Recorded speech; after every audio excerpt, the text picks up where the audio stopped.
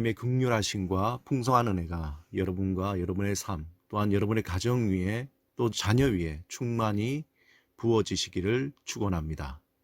오늘은 사순절 5번째 주일입니다. 이제 다음 주면 종려주일이고 또 그 다음 주 4월 12일이 바로 부활주일입니다. 저희가 3월 한 달 동안 여러분들 뵙지 못해서 너무나 아쉽고, 또 어제 이원용 집사 결혼식 때 잠깐 보긴 했지만 정말 아쉬운 마음이 너무나 큽니다.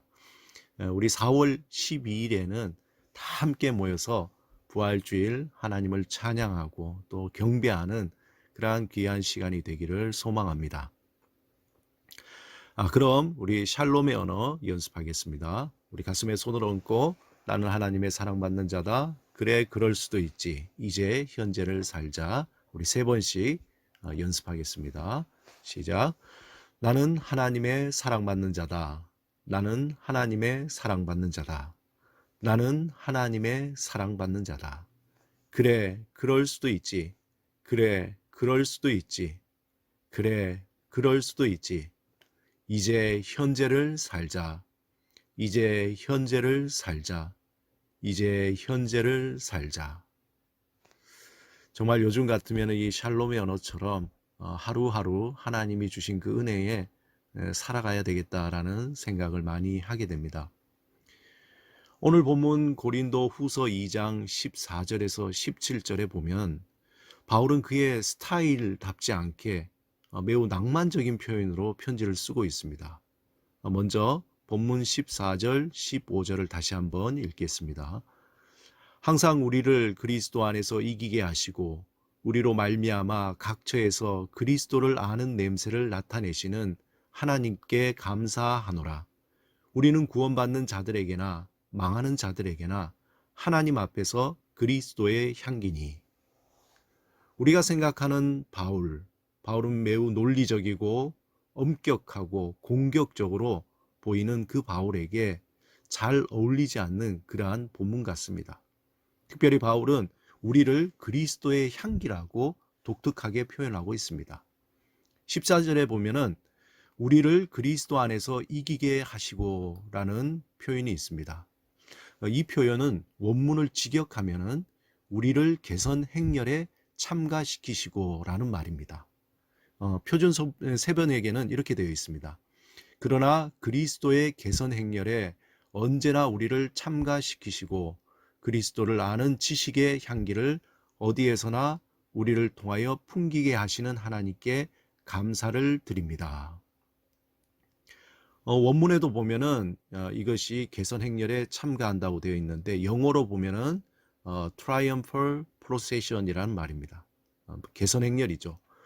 그럼 과연 로마의 개선 행렬이 어떤 것일까? 여러분 궁금하지 않습니까? 그래서 제가 몇 가지 그림을 준비했습니다. 우리 일상묵상에도 나와 있는데요. 여러분 한번 기억을 더듬어 보시면은 예전에 배너 영화나 또 로마 배경을 한 그 영화들을 생각하시면 아마 개선 행렬이 어떻다 하는 것을 어렴풋이 알 수 있을 것입니다. 우리가 어떤 국가적인 행사를 한다고 할 때에 참 그것을 준비하는 게 얼마나 치밀하고 또 오랫동안 준비해야 되는지 우리는 알 수 있죠. 이러한 큰 행사로 개선 행렬을 준비할 때 분명히 행사를 대충 준비하지 않을 것입니다. 그 행사를 중요한 의미를 담고 그 의미가 잘 드러나게 하기 위해서 정말 치밀하게 계획하고 준비가 되고 진행이 될 것입니다. 마찬가지로 로마의 개선 행렬은 더욱더 상징적인 의미와 구체적인 행렬의 계획과 순서가 있었습니다.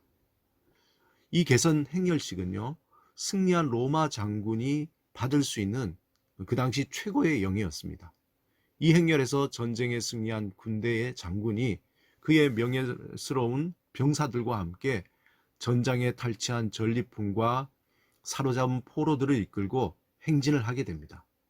이 행렬은 구름대같이 모인 로마 시민들에게 자신들의 어떤 승리를 과시하면서 또한 로마 시내를 당당하게 행진하고 또 장엄하고도 또 모든 군중을 압도하는 그야말로 국가적인 그러한 행사입니다. 이 개선 행렬은 로마 도시 경계 밖에 있는 마르세유 평원에서 시작해서 로마 시내로 들어와 대경기장을 통과하게 됩니다. 그리고 그 다음에 성스러운 길을 따라 올라가면서 포rum을 통과합니다. 그리고 이 행렬은 카피톨리누스 언덕 위에 있는 유피테르 신전에 도착해서 개선 장군이 그 신의 가호에 감사하여 희생 제물을 바칠 때에 그 절정에 이르게 됩니다.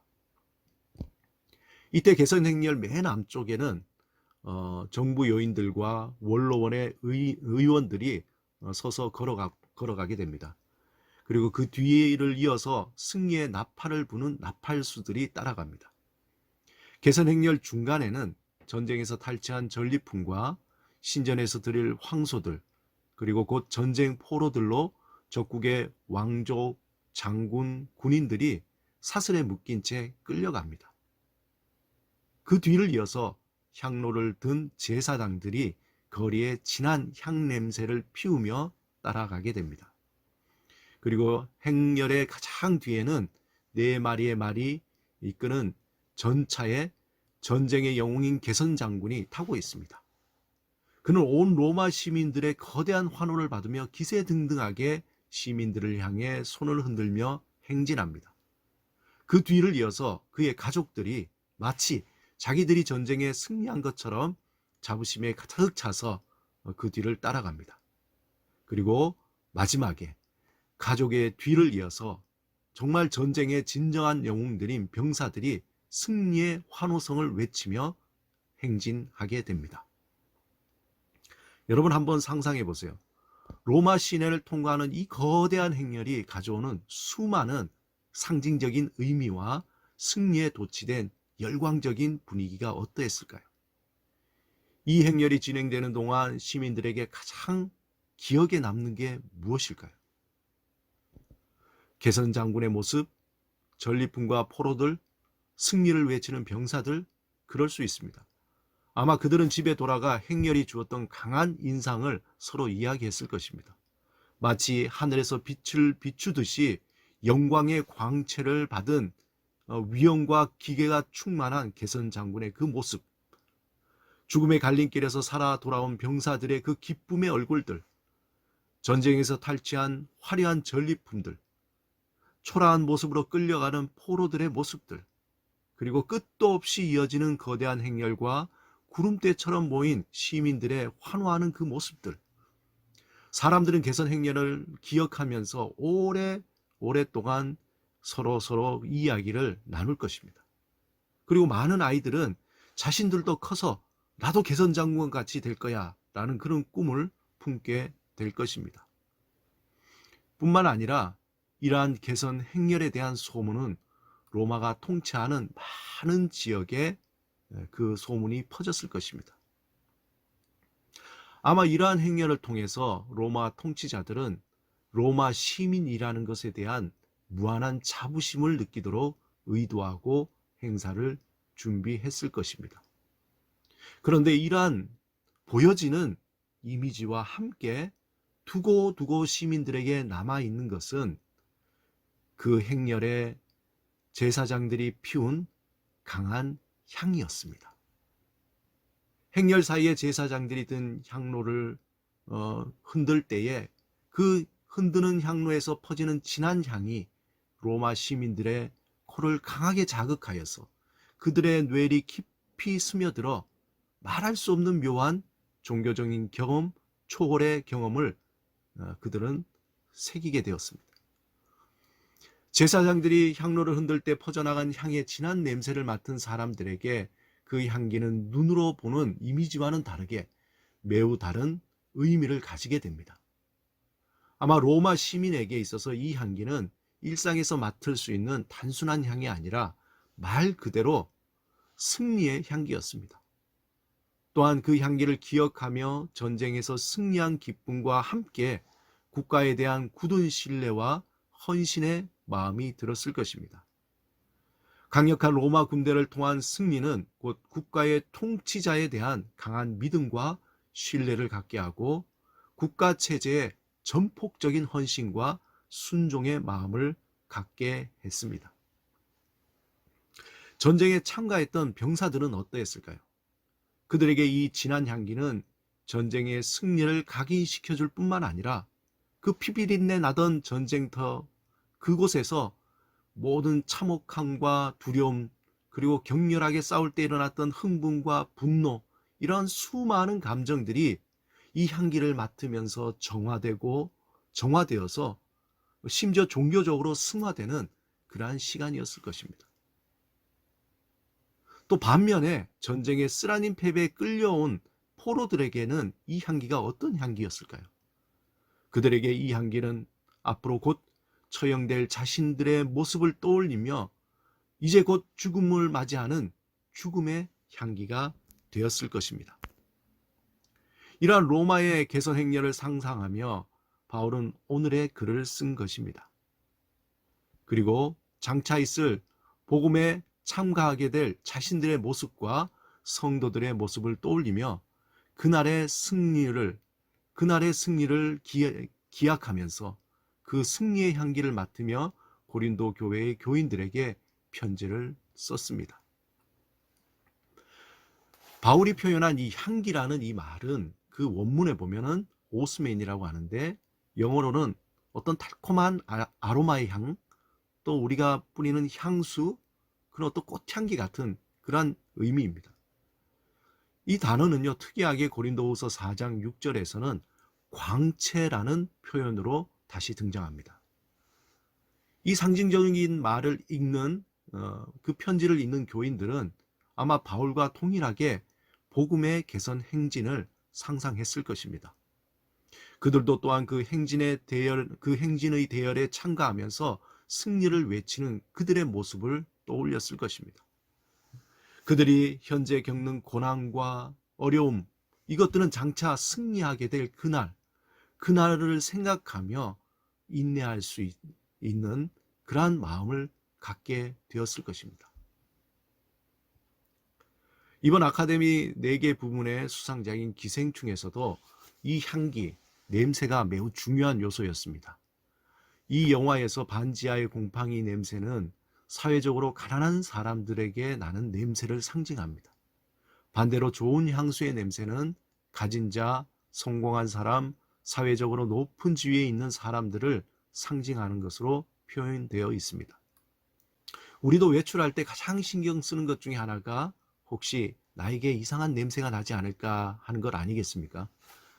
자신이 좋아하는 진한 향수를 뿌리거나 남들이 좋다고 하는 향수를 구입해 살짝 뿌려줍니다. 향기라는 것은 우리의 눈으로 보여지는 것 이상으로 사람들에게 또 다른 이미지로 전달이 됩니다. 마르셀 프루스트의 소설 잃어버린 시간을 찾아서라는 그 소설에 보면은 성인이 되어가는 주인공이 어느 날 홍차에 적신 마들렌 과자를 먹는 순간에 그 마음에 기쁨이 막 넘쳐 오르면서 예전의 기억들이 떠오르는 장면이 나옵니다. 여기에서 유명한 심리학적 용어인 프루스트 현상이라는 말이 나왔습니다. 이 현상은 특정한 냄새나 맛이나 소리를 들을 때에 무의식적으로 기억이 다시 되살아나는 현상을 말합니다. 저와 여러분도 그런 경험들이 들어 있지 않습니까? 또 향기라고 하면은 떠오르는 한 소설이 있습니다. 그 소설은 파트리크 쥐스킨트의 향수라는 소설입니다. 저는 개인적으로 이 작가를 참 좋아해서 벌써 오래전입니다. 20년 전에 그의 소설이 나오는 대로 다 읽었습니다.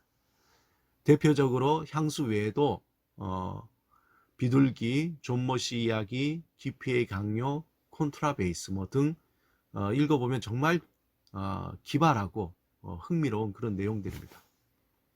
그의 대표작인 향수는 2016년에 영화로도 만들어졌습니다.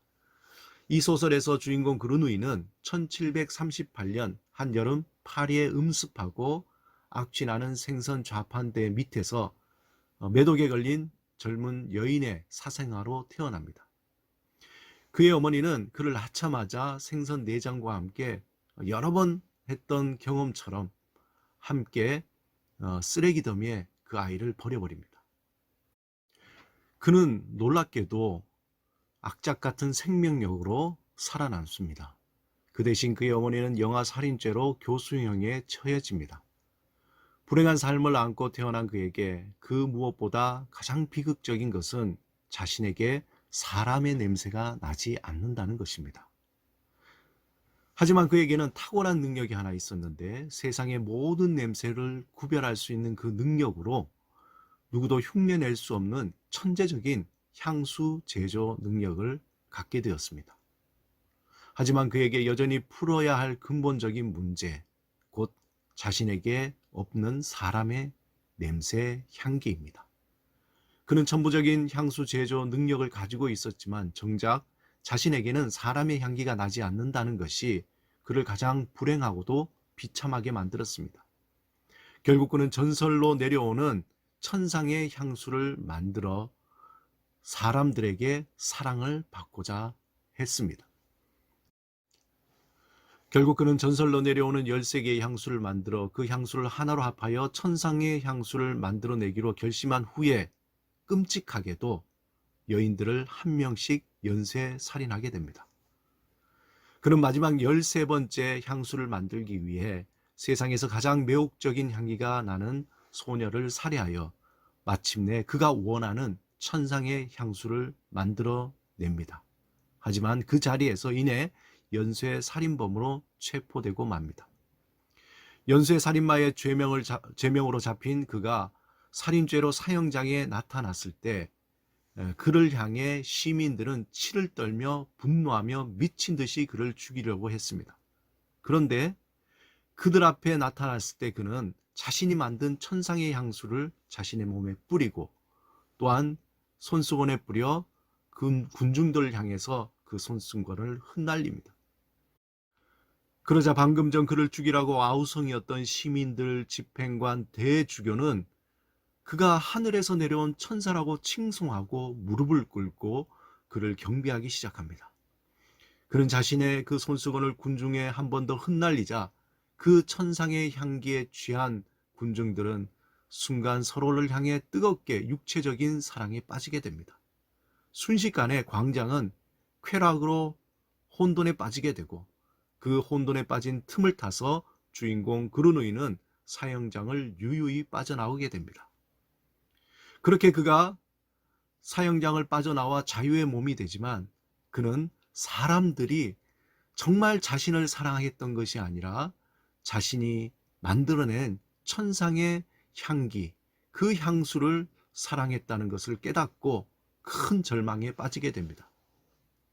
그 후에 그는 본능적인 냄새에 이끌려 결국 삶을 포기하고 자신이 태어나고 자랐던 파리 빈민가로 돌아와 자신이 만든 천상의 향수의 남은 모두를 자신의 몸에 뿌리게 됩니다.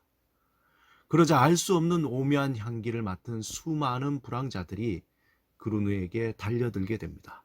결국 그들은 그 묘한 사랑의 향수에 취해 끔찍하게도 그루누의 육신을 모두 먹어치우게 됩니다. 정말 잔인하죠. 사람의 향기를 몸에 담고 싶어 지상 최고의 향수를 만들기 위해 무려 25번의 살인을 하게 된 주인공 그루누이의 그 악마적인 삶은 그렇게 허무하게 끝을 맺게 됩니다. 이 소설 향수에 나오는 주인공 그루누이에게 가장 간절한 소망, 그 바람은 어떤 물질적인 부자가 되는 것도 아니요, 세상적인 명예를 얻는 것도 아니었습니다. 그가 간절히 바라던 소망은 정말 특이하게 사람의 향기를 갖는 것이었습니다. 다시 말해서 그는 사람으로 태어났지만 사람으로서의 정체성을 가질 수 있는 냄새가 없었기 때문이었습니다. 그렇다면 여러분, 그 사람의 향기라는 것이 무엇일까요? 한국에서는 서로 같은 음식을 먹기 때문에 잘 모르는데 외국 사람들이 한국 사람에게 가장 진하게 나는 냄새가 마늘 냄새라고 합니다. 저도 영국에서 유학할 때 아침에는 주로 빵이나 시리얼을 먹지 절대 김치는 먹지 않았습니다. 그런데도 사람들이 저에게 마늘 냄새가 난다고 그러는 겁니다. 중국인은 중국인의 특유한 냄새가 납니다. 영국이든 미국이든 남미든 아프리카든 그 나라의 사람들에게 그 나라만의 독특한 향기, 냄새를 가지고 있습니다. 그렇다면은 이 사람의 냄새라는 것이 이런 것일까요? 우리는 흔히 정이 많고 부침성이 좋고 어색함이 없는 관계가 좋은 사람을 보면 참 저 사람 냄새 나서 좋아. 그렇게 얘기하지 않습니까? 이 말은 우리의 후각으로 아는 사람 냄새가 아닌 그 사람의 총체적인 삶이 주는 그 이미지입니다. 사람 냄새를 다른 표현으로 한다면 인간미라고 얘기할 수 있습니다. 이 소설에서 나오는 주인공 그르누이는 처음에 후각적인 사람 냄새를 가지고 싶었던 사람이었습니다. 하지만 정작 그의 천부적인 재능으로 만든 천상의 향수로 사람들이 자신을 사랑하는 것 같았지만, 그러나 그들이 원했던 것은 자신이 아닌 바로 그 향수였다는 것을 깨닫고 삶을 포기했던 것입니다. 그가 생각했던 사람의 냄새는 후각적인 것을 넘어서는 것이었습니다. 현대를 살아가는 사람들에게 향기는 내가 어떤 존재인가, 어떤 사회적인 위치인가를 나타내는 상징이기도 합니다. 온갖 땀 냄새로 찌든 향기를 풍긴다면 노숙자, 노동자라고 생각하기 쉽습니다. 알 수 없는 야릇한 향기를 풍기며 지나가는 여인에게는 우리는 어떤 판단도 없이 그 여인에 대한 사회적, 인격적인 신뢰를 갖게 됩니다. 그러기에 향수는 우리에게 보여주고 싶지 않은 우리의 진정한 모습을 포장해주는 좋은 도구가 됩니다. 왜냐하면 향기는 우리가 누구인가 보여주는 정체성이 되기 때문입니다. 이 향기는 우리의 정체성을 보여주는 상징과도 같습니다.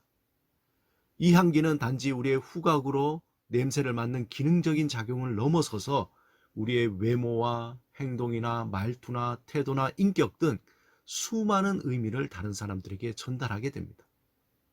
그래서 향기는 내가 누구인가를 의도적이든 의도적이지 않든 다른 사람에게 전달되게 되어 있습니다.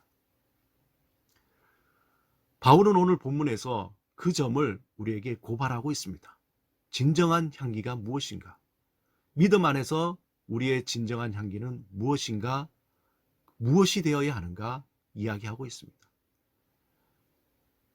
바울은 믿음 안에서 우리의 진정한 향기는 세상의 것으로 포장하는 그런 향기가 아니라 예수 그리스도 안에서 흘러나오는 생명의 향기를 풍겨야 한다고 말씀하고 있습니다. 포장된 세상의 껍데기가 아닌 예수 안에서 진실한 사람의 냄새, 사람의 향기, 생명의 향기를 날려야 한다고 말하고 있습니다. 오늘 본문 16절, 17절을 읽어보겠습니다. 이 사람에게는 사망으로부터 사망에 이르는 냄새요, 저 사람에게는 생명으로부터 생명에 이르는 냄새라. 누가 이 일을 감당하리요? 우리는 수많은 사람들처럼 하나님의 말씀을 혼잡하게 하지 아니하고 곧 순전함으로 하나님께 받은 것 같이 하나님 앞에서와 그리스도 안에서 말하노라. 우리에게는 이상하게도 그리스도의 향기가 나기 때문에 세상 사람들이 우리를 꺼려합니다. 본문 16절에 이 사람에게는 사망으로부터 사망에 이르는 냄새라고 표현하고 있습니다. 이 말은 우리가 가진 그리스도의 향기가 세상 사람들에게는 죽음의 악취가 되고 구원받을 사람들에게는 감미로운 생명의 향기가 된다는 것입니다. 사실 우리가 살아가는 현실에서 그리스도의 향기를 가지고 산다는 것이 그리 쉽지는 않지 않습니까? 오히려 그 냄새를 숨기고 싶고 때로 그 냄새가 나지 않게 하려고 애를 씁니다. 하지만 우리가 그리스도인이라면 어쩔 수 없이 그 냄새, 그 향기는 퍼져가게 되어 있습니다. 청국장을 먹고 나오면 몸에서 청국장 냄새가 나고 고기를 구워 먹고 나오면 그 고기 냄새가 나는 것처럼 우리에게는 예수 그리스도의 향기가 자연스럽게 나게 되어 있습니다. 만약에 나에게서 예수의 향기가 나지 않는다면 그처럼 심각한 것은 없습니다. 만약에 사람들이 너 예수쟁이였냐?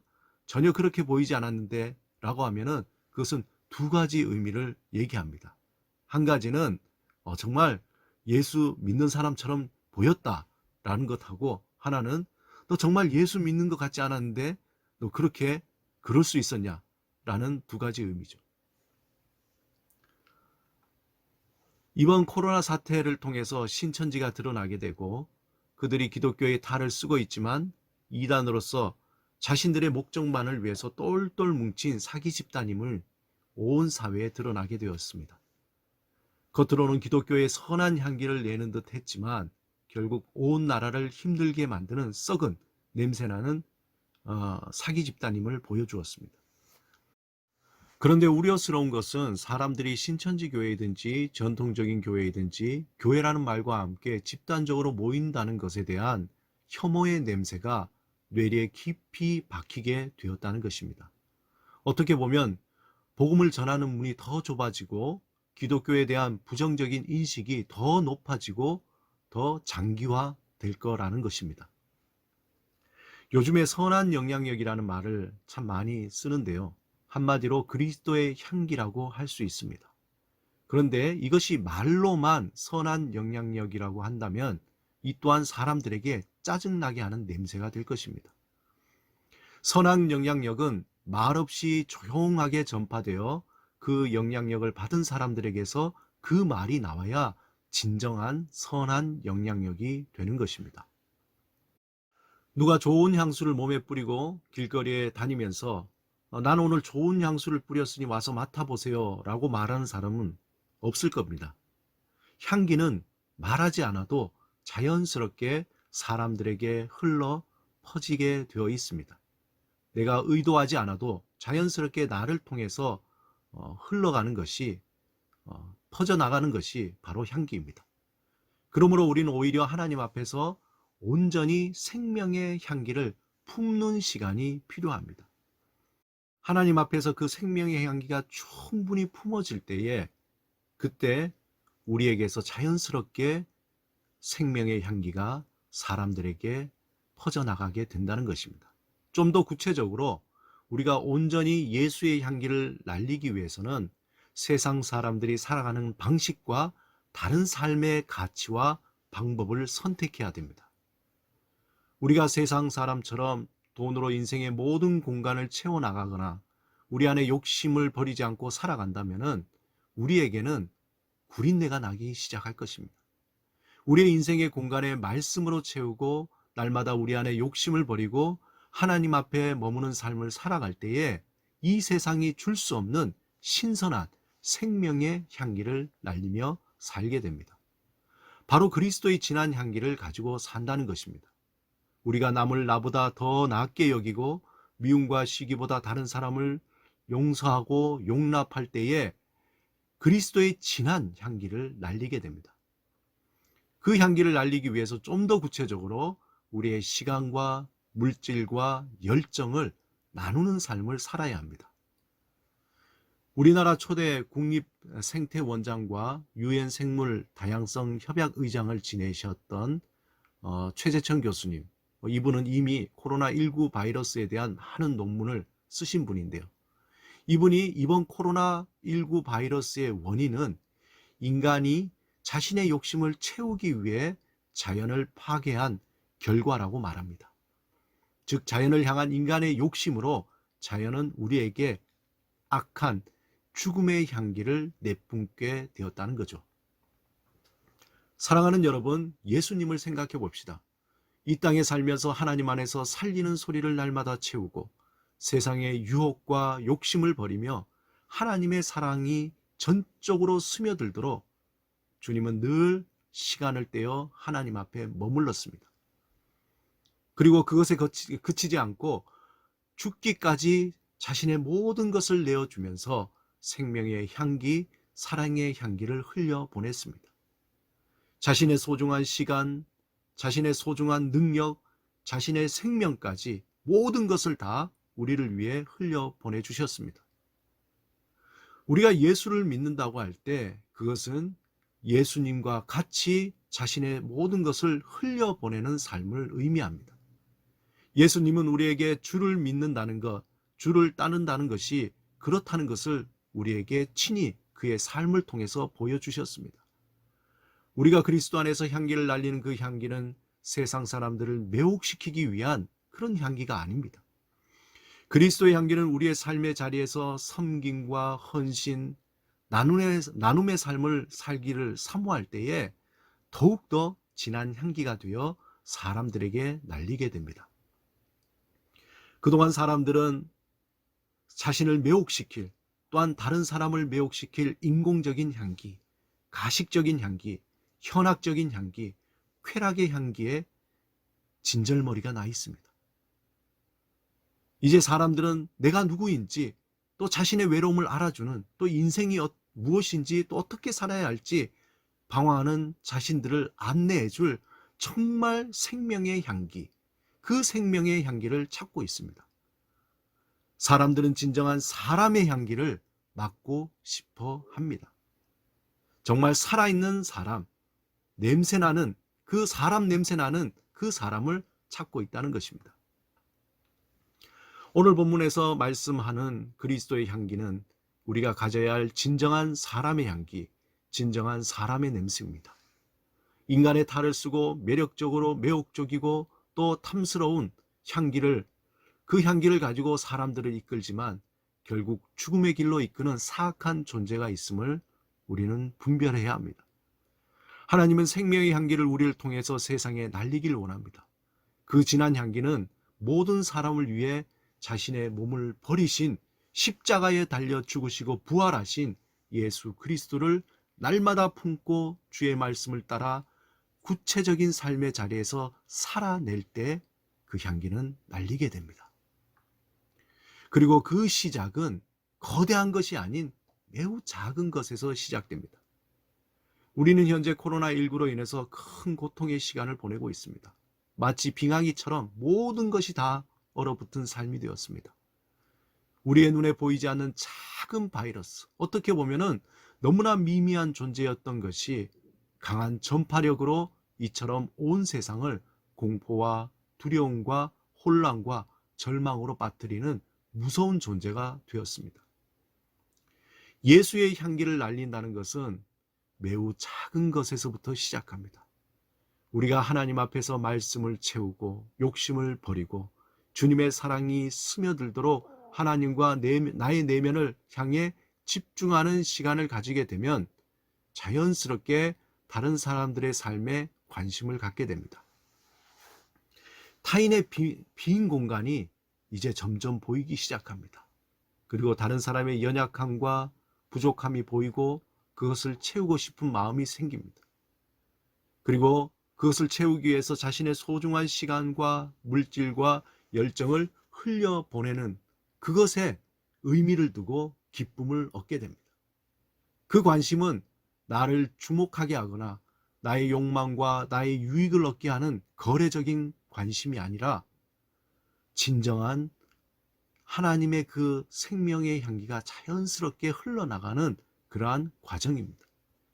자신의 소중한 것을 흘려보낸다는 것은 정말 마음을 다해서 고민을 들어주거나 또 격려하거나 또 다른 사람의 이야기를 경청해 주는 것부터 시작하는 것입니다. 때로는 커피 한 잔을 주고 음료수 한 병, 아니면은 그냥 식사 한 끼를 하면서 함께 하는 것, 거기서 시작하는 것입니다. 또한 자신이 가진 재능을 타인을 위해서 사용하는 것이죠. 어떠한 대가를 바라는 것이 아니라 정말 남을 나보다 낫게 여기며 섬기는 마음으로 흘려보내는 것입니다. 물론 자신이 시간과 물질과 재능을 흘려보내는 것에 대해서 손해본다는 생각이 들 때도 있습니다. 이러한 감정이 드는 것은 그만큼 그것이 내게 소중한 것이기 때문에 생기는 자연스러운 감정입니다. 때로는 실망감도 들 때도 있습니다. 순수하게 흘려보낸 것이 생각처럼 보람있게 돌아오지 않을 때, 그때 생기는 감정입니다. 때로는 화가 날 때도 있습니다. 우리의 매우 소중한 시간, 소중한 물질, 소중한 열정을 다해서 흘려보냈지만 오히려 무시당할 때도 있습니다. 그리스도인으로 산다는 것의 마지막은 흘려보냄입니다. 그 흘려보냄에는 기쁨도 있지만 사실 아픔이 더 많습니다. 나의 소중한 것을 흘려보내야 하기 때문에 그렇습니다.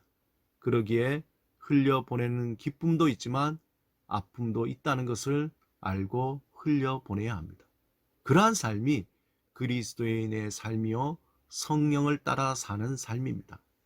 사랑하는 여러분, 날마다 하나님 앞에서 생명의 향기를 품고 이 땅에서 그 향기를 날리는 진정한 하나님의 피조물, 진정한 하나님의 형상으로서 날마다 보냄의 헌신을 다하며 살아가시는 저와 여러분이 되시기를 주님의 이름으로 축원드립니다.